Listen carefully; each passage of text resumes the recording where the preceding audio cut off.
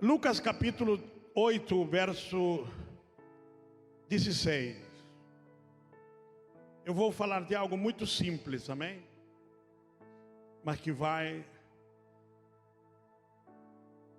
fazer algo na tua vida essa noite. Ninguém depois de acender uma candeia a cobre com um vaso ou a põe debaixo de uma cama, pelo contrário, colocar sobre um velador, a fim de que os que entram vejam a luz. Nada oculto que não haja de manifestar-se, nem escondido que não venha a ser conhecido e revelado. Vê depois como ouvis, porque ao que tiver se lhe dará, e ao que não tiver, até aquilo que julga ter, se lhe será tirado. Eu tenho poucos minutos para falar com vocês sobre essa palavra, mas vou procurar ser objetivo. Geralmente a gente entende essa palavra como algo que Deus vai te expor. Tipo assim, se o irmão tem um pecado oculto, Deus vai contar para todos que o irmão está com um pecado guardado. Não é assim que geralmente nós vemos essa palavra? Sim ou não? Sim ou não? Sim, porque se está oculto. E você sabe que essa palavra não tem nada a ver com isso? Essa palavra, ela é uma sequência de parábolas que o Senhor Jesus contou a partir de uma pergunta. Jesus ensinava, e o ensinamento de Jesus, ele era por parábolas. Então ele chegava numa comunidade, muita gente, e aí ele contava uma parábola, contava uma história. Alguns entendiam e outros não. Então os discípulos começaram a ficar preocupados, dizendo: mestre, por que o Senhor lhes ensina por parábolas? E aí Jesus lhes dá uma palavra que os confunde. Jesus diz assim: olha, a vós é dado a conhecer o reino dos céus, mas a eles não. Aí ele diz assim: eu falo por parábolas para que vendo não vejam, ouvindo não entendam, e se convertam e saiam dos seus maus caminhos. Então os discípulos entraram em parafuso. Mas o objetivo do Senhor ter vindo ao mundo não era para fazer exatamente o contrário? Dar palavras, ensinar as pessoas a se libertar do mundo. Você está me entendendo? Não era para o Senhor trazer uma revelação e libertar as pessoas. E agora o Senhor diz que o Senhor está falando por parábolas para que eles não entendam. Então agora ele vai dar um outro sentido à coisa. O Senhor vai falar outra chave, que é mais dura ainda. Ele disse: tá bom, eu vou explicar assim. Olha, não se pode esconder uma lâmpada acesa debaixo de uma cama, porque lhes digo que tudo que estiver em oculto será revelado. Tudo que estiver escondido, ele vai ser exposto à luz. Mas ele não está falando de coisas que pessoas escondem e ele vai expor. Ele está falando da verdade. Poucos entenderam. Ele está falando da palavra. Porque isso aqui é a resposta à pergunta que foi feita lá atrás. Por que lhes falas por parábola? Então ele está dizendo assim: eu vim revelar os mistérios do meu Pai. Quer ver? Venha comigo a Mateus. Eu vou voltar para aqui se você quiser. Fique com uma marca aqui porque eu vou voltar para Lucas. Mas venha comigo para Mateus, capítulo 13, verso 34 e 35. Todas estas coisas lhes disse Jesus às multidões por parábolas. E sem parábolas nada lhe dizia, para que se cumprisse o que foi dito por intermédio do profeta: abrirei em parábolas a minha boca e publicarei coisas ocultas desde a criação do mundo. Eu quero que você grife a palavra coisas ocultas.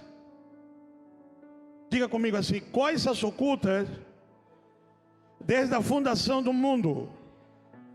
Não, você não entendeu nada. De novo, coisas ocultas desde a fundação do mundo. Volte para Lucas 8. O que Jesus veio a trazer? O que Jesus veio trazer à luz? Coisas. Jesus se manifestou para revelar os mistérios ocultos de Deus desde a fundação do mundo. É disso que estamos falando aqui. Jesus está dizendo: eu sou a luz que vim trazer à tona, que eu vim ressaltar, que eu vim lhes ensinar, que eu vim lhes mostrar o que meu Pai ocultou desde que Ele criou o mundo. Está oculto e não é revelado a ninguém. Agora, cumprido o tempo, dado o tempo, eu vim para lhes revelar esses mistérios. E esses mistérios que eu vou lhes revelar vão libertar gerações e vão estabelecer uma identidade sobre a terra. Vão estabelecer o propósito pelo qual o meu Pai criou o mundo. Estão me acompanhando? Então, percebe que esse texto não fala nada, absolutamente nada, de coisas pessoais. Então, por que as pessoas fazem doutrinas de contextos? Vem comigo. Então agora, ele vai lhe dar uma explicação. Por que as pessoas não entendem? E por que a palavra não se lhes é revelada? Ele diz assim: cuidai como você ouve. A questão na tua vida é a tua audição. Olha o que diz aqui: vede pois como ouvis. Diga assim comigo: vede como ouvis. Às vezes ter audição é melhor do que ter visão. O cego de Jericó não enxergava, mas ouvia bem. Ele diz: olha, ouvindo que Jesus de Nazaré passava por aquele lugar. Por que vede como ouvis? Você sabia que tem pessoas que escutam, mas não ouvem? A maior parte dos problemas da humanidade não está em escutar Deus, está em ouvir Deus. A maior parte dos cristãos escuta, mas não ouve. E o que Deus quer que você faça não é que você escute, Ele quer que você ouça. Pastor, qual é a diferença entre escutar e ouvir? A Bíblia diz: aquele que tem ouvidos para ouvir, ouça o que o Espírito Santo está dizendo às igrejas. Então isso quer dizer que tem pessoas que escutam, mas não ouvem. Sabe, dentro do cristianismo tem muitas pessoas que escutam tudo, mas não ouvem nada. Ouvir significa entender o que ele está dizendo. E significa entender o que ele está dizendo e de que forma o está dizendo. Se você ler o contexto posterior, por exemplo, no verso 21, a mãe Maria e os irmãos de Jesus vieram ter com ele. E no verso 21 está escrito assim, olha ali. Ele, porém, lhe respondeu: minha mãe e meus irmãos são aqueles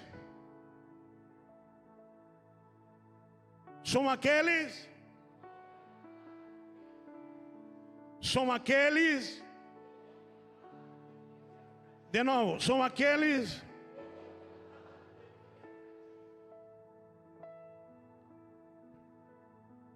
de novo. Aqui nós vamos ser tentados a imaginar que Deus está falando da prática das leis de santidade. E não estou dizendo que não temos que ter uma prática de vida piedosa, nada disso. Mas volto a dizer que aqui essa palavra não se refere à vida e conduta do ser humano cristão. Há outros textos para esse tipo de pregação. Aqui, o que o Senhor está falando, quem são minha mãe, quem são meus irmãos, são aqueles que ouvem as instruções que eu estou dando e começam a se mover pela nova instrução que eu estou trazendo ao mundo. Agora a pergunta é, e voltem para o versículo anterior,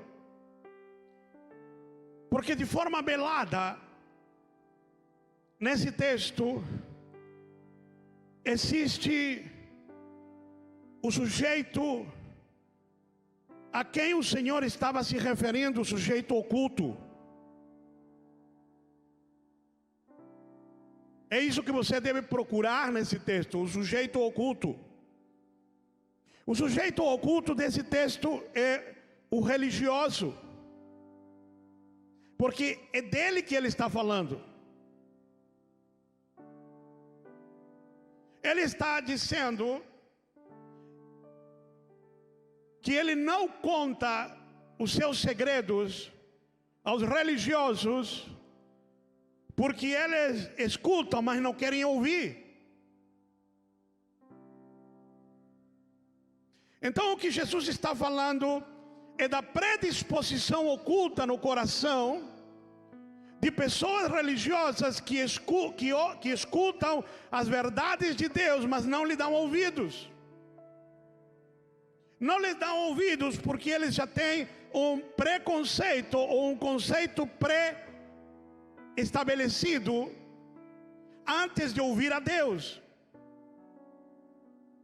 Então não importa quão piedoso você é e quão piedosa é a tua vida, se você já estabeleceu um conceito e o teu conceito se impõe à verdade de Deus, então Deus não quer te contar nada. A razão por que Deus não lhe conta nada a muita gente é porque as pessoas não o querem ouvir.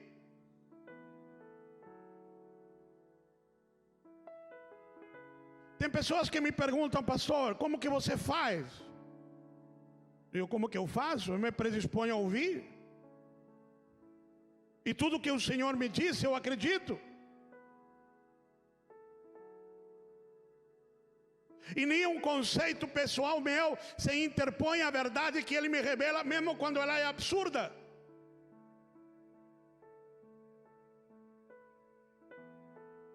Deus me diz verdades absurdas que não fazem sentido para a minha religião. Mas porque eu as ouço dele, eu me predisponho a dizer amém. Senhor, eu sei que no tempo adequado eu vou entender. E mesmo que eu venha morrer sem entender, você nunca jamais me mentiu, então eu vou confiar em ti, ainda quando eu não entendo. Então, quando o Senhor está dizendo assim, quem tem ouvidos para ouvir, ouça. Ou, vê depois como ouvis, porque o que tiver, lhe será dado. O que tiver o quê? O que tiver ouvido. Se você ouve o Senhor, Ele te dá mais. Mas se você se faz de surdo, então até aquilo que você já possui, Ele te toma. Olha, querido, isso é muito sério. Eu estou falando de que pessoas que têm algumas coisas que Deus já lhe deu, por serem pessoas que se fazem de surda, Deus diz assim, então eu vou te tomar o que você já recebeu.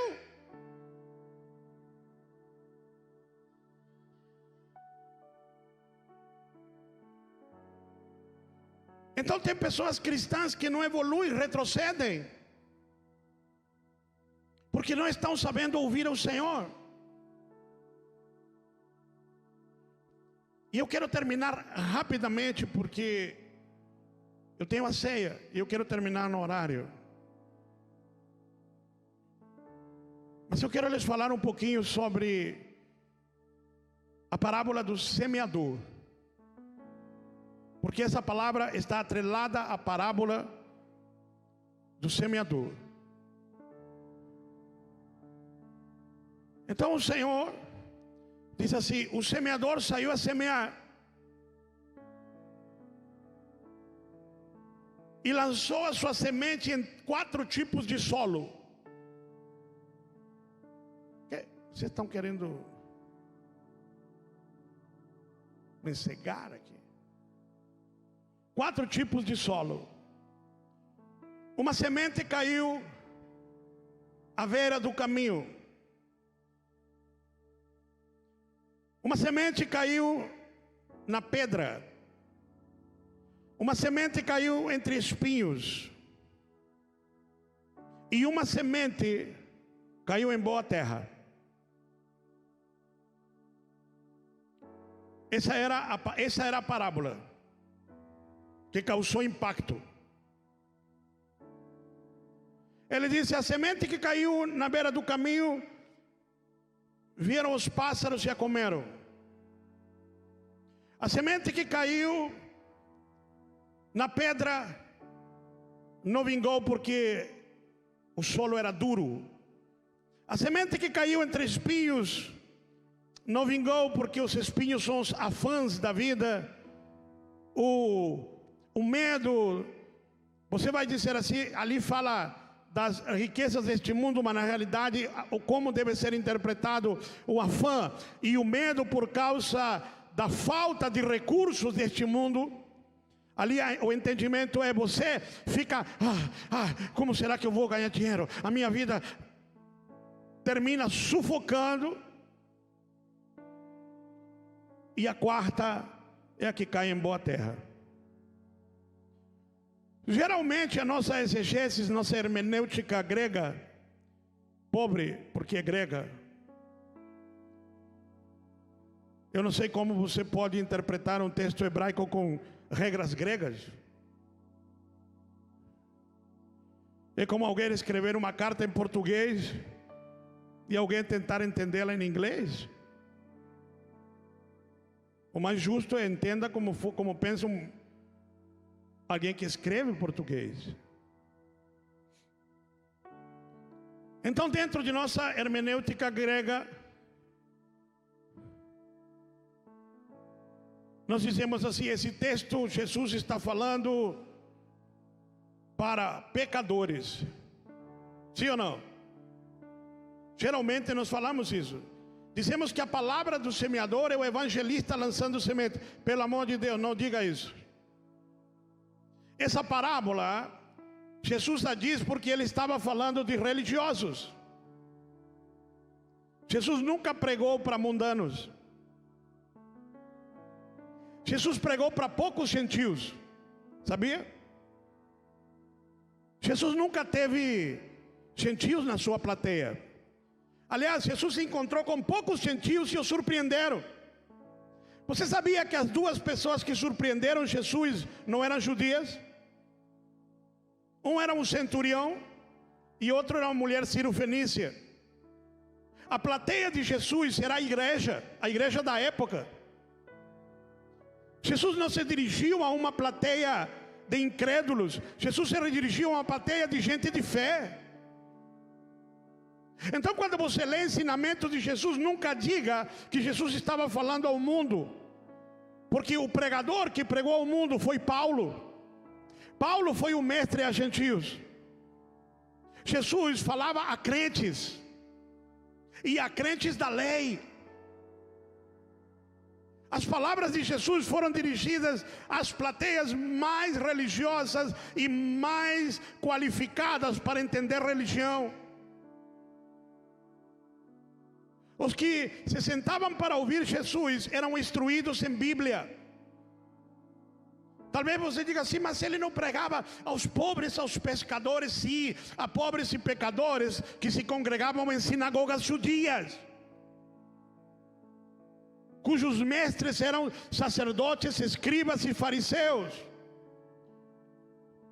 Eram adeptos a serem exênios. Os exênios eram uma raça, não é a palavra raça, é uma expressão minha. Eram uma coletividade judaica de muito zelo. Eram extremamente zelosos quanto à lei e extremamente piedosos. Judas, não Iscariotes, Tiago, irmão de Jesus, eram exênios. A família de Jesus inteira era de exênios, gente muito piedosa. Então Jesus nunca estava dirigindo uma palavra a pessoas não cristãs ou a pessoas referentes claro, não cristãos todos eram, porque não conheciam ainda o cristianismo, mas não pessoas vinculadas a outras religiões. É assim que você tem que entender os evangelhos. Então, quando ele está dizendo que uma semente caiu na beira do caminho, ele não está falando que o evangelista foi pregar ao mundo não. Ele está dizendo, quando eu libero uma palavra de revelação, o diabo vem e faz questão de te roubar a palavra. E como é que o diabo te rouba a palavra? Essa é a pergunta que você deve fazer. Como é que o diabo me rouba uma palavra? Porque ele não tem uma rede que pega palavras. Ele não tem um software de intercepta palavras vindas de Deus. Como é que o diabo rouba as palavras de Deus? Ele conta uma mentira. Sabia? A palavra para verdade em hebraico é a palavra emet. O hebraico tem uma composição alfanumérica, que cada letra vale um número e cada número uma letra. Então, na interpretação dos códigos judaicos, a palavra emet, ela tem a equivalência alfanumérica do número 9. A palavra mentira é a palavra pecha. E a palavra pecha, na equivalência alfanumérica, tem o número 6. Então, o que é uma mentira? É uma verdade invertida, ou uma verdade de ponta cabeça. Então, como é que o diabo te rouba a palavra que Deus te dá? Ele te conta uma mentira.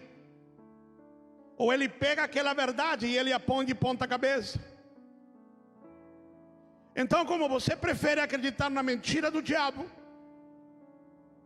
e rejeita a verdade de Deus sobre a sua vida, Então essa semente caiu na beira do caminho e você não a deixou produzir frutos. Quer ver um exemplo? Quando Deus diz que você é um filho amado, aí vem o diabo e diz assim: ei, para, esse negócio de filho amado não é bem assim, viu? Que se não andar na palavra, se não cumprir tudo que tiver escrito, Deus te exclui.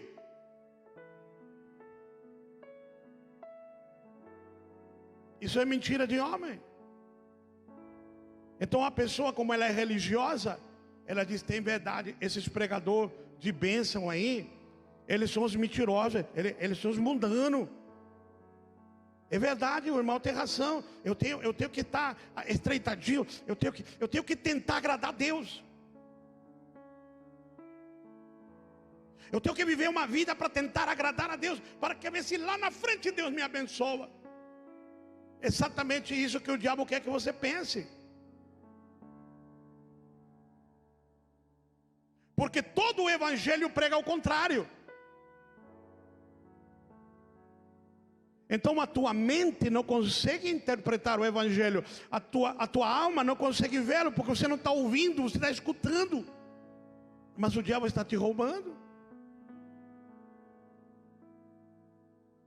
Por que muitos pregadores ficam bravos comigo? Porque eu digo assim: você sabia dos teus direitos em Deus? E as pessoas dizem: quem é esse pregador que fala que eu tenho direito? Eu tenho é dever. É porque você é escravo, não é filho. Você está me entendendo, sim ou não? Meu Deus, tem que parar. Mas rapidinho. A outra semente caiu na pedra. O que é a pedra? Um coração duro. Coração magoado, entristecido, machucado, cheio de rancor, de ódio, de falta de perdão. A Bíblia diz que corações de pedra,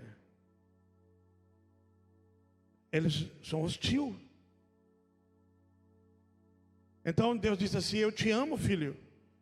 E o coração de pedra diz: como Deus pode me amar, sendo eu tão pecador?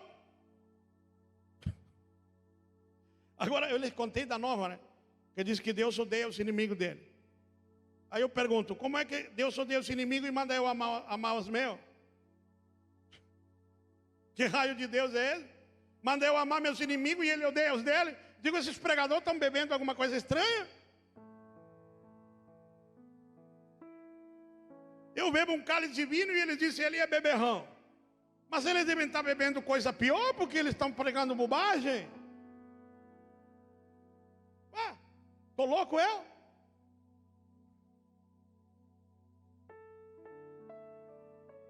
Eu queria descobrir o que eles bebem. Deus odeia seus inimigos. Digo, e por que eu tenho que amar os meus então? Se Ele manda eu amá-los. Consegue entender que as pessoas não estão ouvindo direito? Corações de pedra,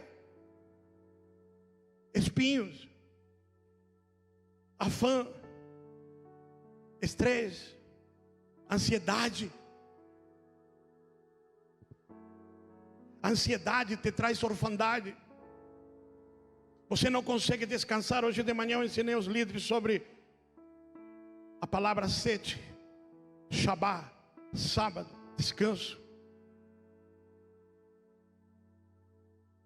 A ansiedade não te deixa descansar nas promessas de Deus. Deus disse assim: olha, meu irmão, por mais que você se esforce, você não vai acrescentar 1 centímetro à tua altura. Amém? Desculpa, pastor Vomir, não há esperança. Mas botar um saltinho capaz que resolve. Não dá para acrescentar 1 centímetro à sua altura. Então para que você fica ansioso? Agora Jesus diz assim: calma, Olhai as aves do céu e as flores do campo. Se o papai cuida das flores e cuida dos pássaros, quanto mais não vai cuidar de vocês?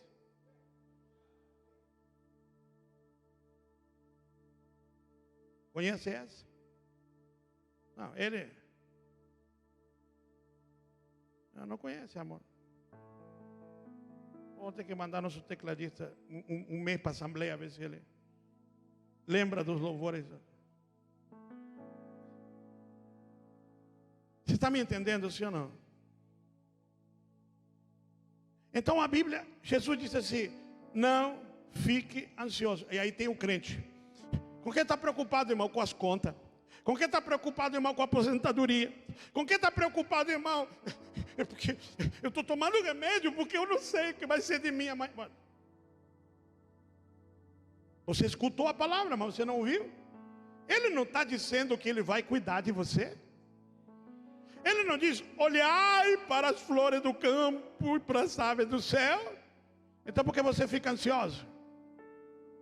É porque assim, pastor, eu creio na palavra, mas assim, o senhor sabe que eu tenho que me preocupar. Não, eu não sei não. Eu não sei não. Porque eu não me preocupo.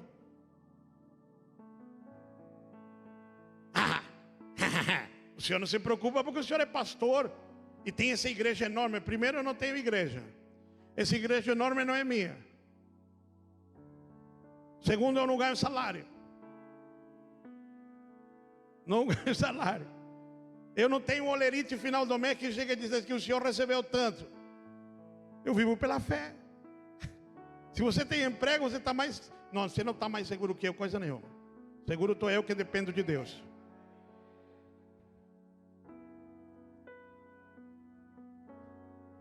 E por que eu vivo assim? Porque eu acredito. Eu ouvi meu pai dizer: eu cuido dos lírios.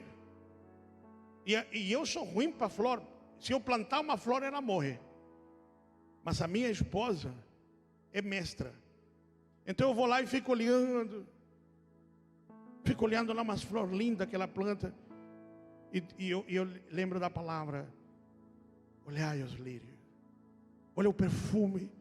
Eles não fazem nada. Nada. E eu sei que foi Deus que o fez nascer. E eu cuido, e eu protejo. E usa a pastora Josi para regar. Ela vai e fala, canta. Então eu digo assim: se Deus levantou a pastora Josi para cuidar dos seus lírios, Deus vai levantar alguém para cuidar de mim. Então eu tenho muita gente que cuida de mim. Tenho gente que cuida da minha saúde. Tenho gente que cuida de tudo. Porque o problema não é como ele vai cuidar. Ele diz: eu vou cuidar. Então ele manda a gente para cuidar. E eu vou te dizer, meu irmão, eu tenho muita gente que cuida de mim. Que foi meu pai que levantou. Porque eu criei na sua palavra. Eu criei. Essa palavra simples, eu me alimento dela. Quando a ansiedade quer subir ao coração, eu vou lá e leio. Olhar para os lírios do campo. Olhar para as aves do céu. A minha casa é cheia de pássaros. Quando eu vou fazer meu chimarrão, eu fico olhando aqueles pássaros azuis, alaranjados, amarelos, bonitos, que vão lá nas minhas mangueiras para poder comer. E eu olho aquelas mangueiras cheias de manga. E eu digo: olha como o papai prepara o café da manhã desses pássaros. Então eu respiro fundo e digo assim: por isso ele cuida de mim. E eu posso te dizer, meu irmão, eu durmo em paz, eu descanso. E Deus paga todas as minhas contas.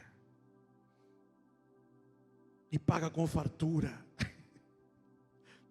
Sabe por quê? Porque eu não deixo os espinhos sufocar a semente. Eu ouvi. Então ele disse assim: mas há uma semente que ela cai em boa terra. Há uma terra que ela captura a semente e se agarra a ela. Então tem os malucos que nem eu que agarram a palavra. E que pagam para ver. Pagam para ver, eu pago para ver. Deus fala, eu pago para ver. Deus diz faz, eu pago para ver. As pessoas sempre me perguntam, pastor, tem algumas vezes que não dá certo? Pior que tem. Pior que tem. Eu contei quinta para os líderes como é que eu faço. Eu vou revelar para vocês minhas táticas com Deus. Eu tenho 2 táticas com Deus. Primeira é crer. Eu creio. Mas eu tenho um plano B. Que foi Ele que me deu na Bíblia. Então, por exemplo, eu digo, Senhor, eu preciso disso. Ele diz, tudo é possível que crê. E tudo que pedir em meu nome, o Pai dará. Amém? Então eu apresento o pedido. E eu não apresento pedido só piedoso. Eu apresento pedidos caros, pedidos que são para meu desfrutar. Não pensa que eu sou peso cura. Não. Eu peço dinheiro. Peço casa, peço carro. E eu não tenho problema com isso, porque eu não sou religioso. Eu tenho raiva da religião. E eu não creio que o reino é religioso, eu creio que ele é político, social. É o rei com sua família, você é a família do rei. Eu sou filho do rei, você é filho do rei. Quem vê religião na Bíblia que está errado, eu vejo o reino. Então eu tenho uma tática. Primeira tática é, então digamos que às 6 da tarde eu digo, papai, eu preciso de tanto na minha conta. E muitas vezes eu penso e o dinheiro está na conta. Mas a pergunta é, algumas vezes não dá certo um monte. E o que o senhor faz? No outro dia de manhã, olho a conta, não tem nada. Eu oro de novo. Às 10 da manhã, eu olho a conta de novo. Não tem nada. Às 2 da tarde eu olho de novo, não tem nada. Às 6 da tarde eu olho de novo, não tem nada. Eu digo, paizinho, 24 horas, eu crendo e o senhor não está me dando nada. O que o senhor faz, pastor? Eu começo tudo de novo. Esse é o plano B. Sabe por quê? Porque o plano A é creia, mas o plano B é insista. E ele diz assim, ó, havia uma viúva e um certo juiz iníquo. E a viúva ficava importunando o juiz. E o juiz era iníquo. Mas o juiz diz assim, por causa que essa viúva não para de me incomodar, eu vou fazer o que ela pede. E o Senhor disse, ouviste somente pouca fé. Se o juiz iníquo atendeu a viúva porque ela é insistente, quanto mais não vai atender vocês. Então, meu irmão, eu tenho plano A e plano B. Plano A é creia. Plano B é insista. Então, quando Deus não me responde porque eu estou com muita fé, Ele me responde porque eu sou muito teimoso. E eu vou lhe dizer, meu irmão, eu nasci teimoso. Então, naquilo que alguém vê defeito, foi uma ferramenta que Deus me deu para conseguir suas bênçãos. Eu teimo. E quem me conhece sabe que quanto mais teimo, mais força eu ganho para teimar. Eu fico lá, Senhor, está escrito, Senhor, está escrito. Ai, papai, está escrito. E aí veio o diabo dizendo, viu? Você fez conta alta, você é um gastador, você não segue a lógica, você tem que seguir a lógica. E eu digo, diabo, vai para o inferno, seu miserável, porque eu sigo a fé, eu sigo o Deus que tudo pode, eu creio no Deus do impossível. E continuo. Está escrito, papai. Está escrito, dizendo. Olha esse miserável desse capeta aí. Chuga ele, pai. Desce o reino nesse miserável. Eu estou aqui crendo e ele tentando me falar ao ouvido. É porque é assim que funciona. E aí, quando não vem um pregador religioso que diz assim: esses crentes que só creem em prosperidade, esses mundanos, eu digo: está amarrado, seu religioso. E continuo. Eu estou crendo. Estou crendo.